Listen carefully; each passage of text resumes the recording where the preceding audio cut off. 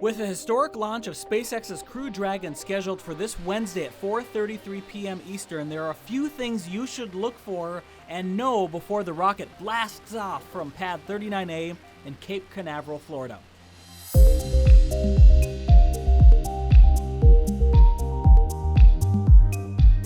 First, this rocket has flown before. The first stage is already launched and landed successfully before.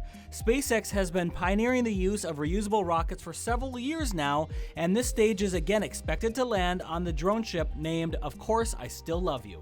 Second, there are phrases and words used by the broadcasters that you may not be familiar with. The drone ship is one. The launch window is instantaneous, so the rocket has to launch at 4:33 p.m. If it needs to, the next window is Saturday, May 30th at 3:22 p.m. This is so the Crew Dragon can connect with the ISS in orbit. Third, the Crew Dragon is the capsule that astronauts Bob Behnken and Doug Hurley will ride to the ISS. Once they are in orbit, they will do maneuvers and test the capsule's performance in microgravity. Both astronauts have flown on 2 missions on the space shuttle before. They are some of NASA's most experienced astronauts. After liftoff, as the rocket is gaining altitude, you will hear a term called Max Q. Max Q is when the spacecraft is experiencing maximum dynamic pressure. Think of it like this. The vehicle is moving so fast through the air that the dense air ahead of it is putting stress on the rocket.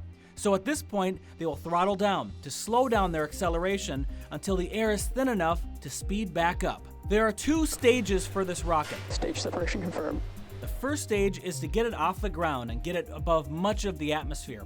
Stage 2 is smaller and lighter to propel the crew to match the International Space Station's orbit. It takes under 10 minutes from launch to landing of Stage 1, so stick around and watch the broadcast to make sure you don't miss that. This mission's duration is 30 to 119 days, and if during launch they need to abort, the rocket will be flying over the Atlantic Ocean for a water landing.